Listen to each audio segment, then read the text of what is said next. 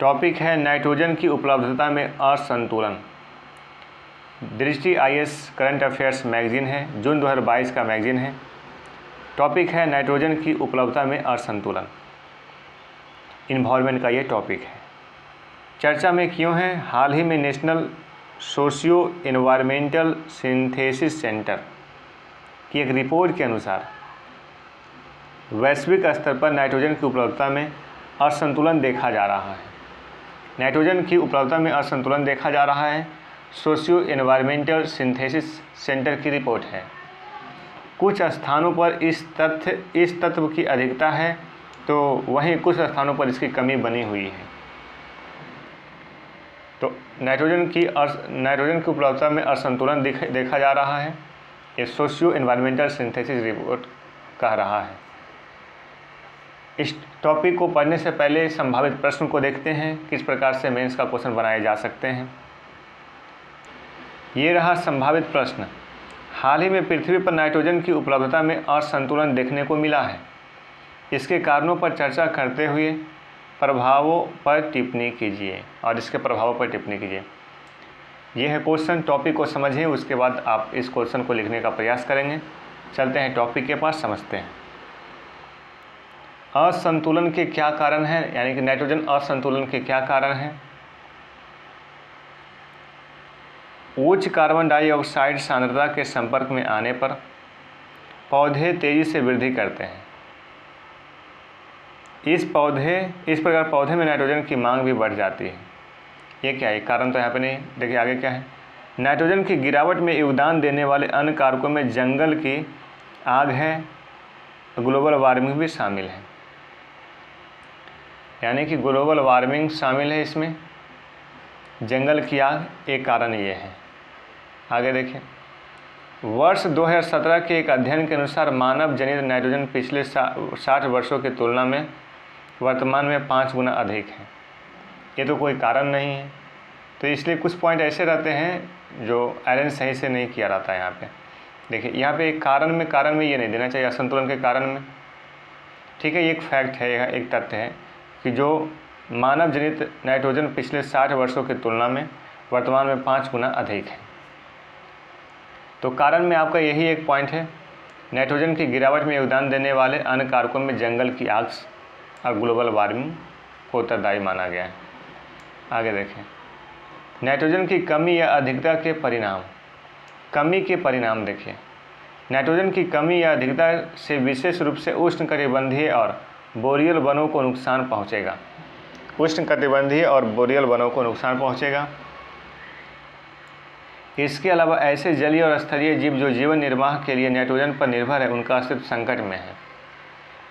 Nitrogen की अनुपस्थिति में जो एक आवश्यक पोषक तत्व है, पौधे की वृद्धि मंद हो जाती है और उन पर छोटे फूल एवं फल आते हैं। उनके पत्ते पीले हो जाते हैं, जो कीड़ों, पक्षियों और जानवरों के लिए कम पौष्टिक होते हैं। तो ये नाइट्रोजन की अनुपस्थिति में जो कि एक आवश्यक पोषक तत्व है, पौधों की वृद्धि मंद हो जाती है।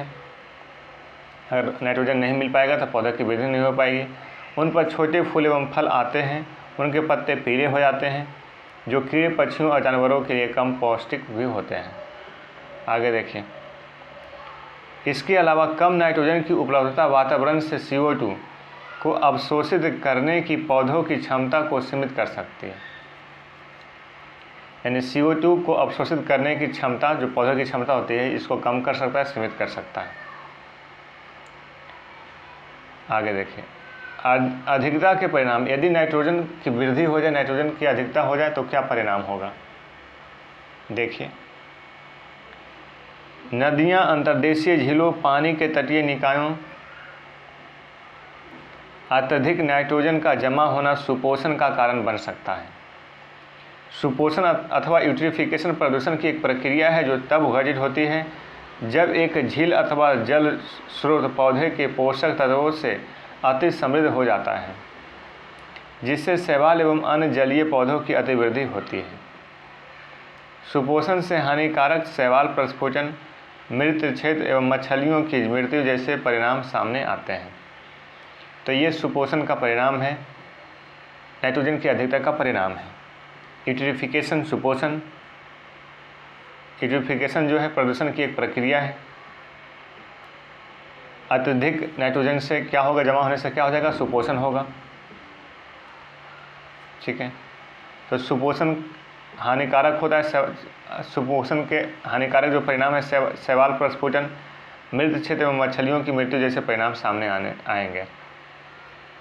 ठीक है, तो अधिकता के परिणाम और नाइट्रोजन की कमी के परिणाम क्या होंगे, ये दोनों तथ्य यहाँ पे आपको मिल गया। आगे देखिए, शोधकर्ताओं ने आगाह किया है कि मनुष्यों में भूजल में नाइट्रोजन का उच्च स्तर आंतों के कैंसर एवं गर्भपात से जुड़ा हुआ और शिशुओं के लिए घातक हो सकता है। अगर भूजल में नाइट्रोजन बढ़ जाएगा तो आंतों का कैंसर, गर्भपात से जुड़ा हुआ समस्या उत्पन्न होंगे, जो शिशुओं के लिए घातक हो सकता है। तो ये भी परिणाम है नाइट्रोजन की अधिकता का। नाइट्रोजन क्या होता है जानते हैं, फिर से आप यहाँ पे समझ लीजिए।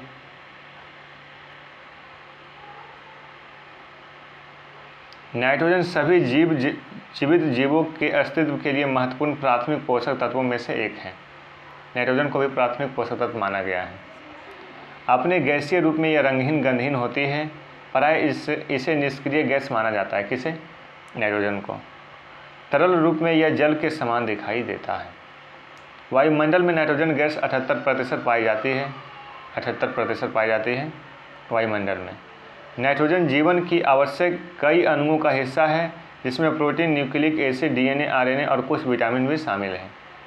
नाइट्रोजन अन्य जैविक रूप से महत्वपूर्ण यौगिक हैं, जैसे एल्कलॉइड और यूरिया में भी पाया जाता है। नाइट्रोजन एल्कलॉइड और यूरिया में भी पाया जाता है।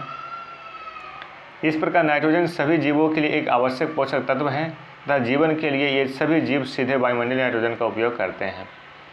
यद्यपि नाइट्रोजन गैस के रूप में वातावरण में नाइट्रोजन प्रचुर मात्रा में है, किंतु जीवों द्वारा इसका उपभोग काफ़ी हद तक दुर्गम है, जिससे प्रायः कई पारिस्थितिकी तंत्र में प्राथमिक उत्पादकता सीमित होती है।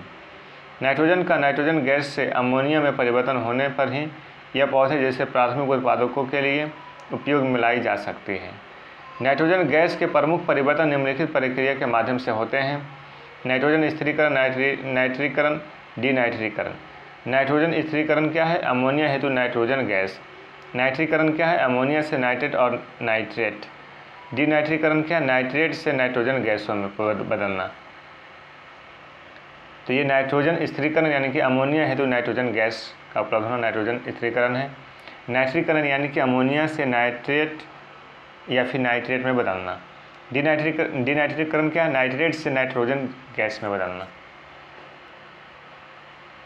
नाइट्रोजन स्थिरीकरण करने वाले सूक्ष्म जीवों द्वारा नाइट्रोजन गैस को जैविक रूप से उपलब्ध नाइट्रोजन अथवा अमोनिया में परिवर्तित करने की प्रक्रिया नाइट्रोजन स्थिरीकरण कहलाती है। कुछ नाइट्रोजन फिक्सिंग जीव, नाइट्रोजन फिक्सिंग ऑर्गेनिज्म मुक्त जीवित होते हैं, जबकि अन्य सहजीवी नाइट्रोजन फिक्सर होते हैं, जिन्हें प्रक्रिया को पूरा करने के लिए मेजबान के साथ घनिष्ठ सहयोग की आवश्यकता होती है। इनमें से कुछ बैक्टीरिया एरोबिक जबकि अन्य अवायवीय होते हैं, जिसमें से कुछ प्रकाशपोषी होते हैं तथा कुछ अन्य रसायनपोषी होते हैं। प्रकाश के बजाय रसायनों को उनके ऊर्जा स्रोतों के रूप में उपयोग करना। इन सभी में एक समान एंजाइम कॉम्प्लेक्स होता है, जिसे नाइट्रोजेनेज कहा जाता है, जो नाइट्रोजन की कमी को NH3 अमोनिया में उत्प्रेरित करता है। ये था नाइट्रोजन के बारे में। यहाँ से प्रीलिम्स से क्वेश्चन बन सकते हैं, ध्यान रखिएगा। वीडियो को 2 से 3 बार सुनें, मैगजीन को 1 से 2 बार खुद पढ़ें, और ये जो संभावित प्रश्न है इसे लिखने का प्रयास करें। टेलीग्राम ग्रुप से आप ज्वाइन कर सकते हैं, लिंक डिस्क्रिप्शन में आपको दे दिया हूँ। क्वेश्चन देख लीजिए। हाल ही में पृथ्वी पर नाइट्रोजन की उपलब्धता में असंतुलन देखने को मिला है। इसके कारणों पर चर्चा करते हुए इसके प्रभावों पर टिप्पणी कीजिए। ओके बाय, मिलते हैं अगले वीडियो में। लिखने का प्रयास कीजिएगा।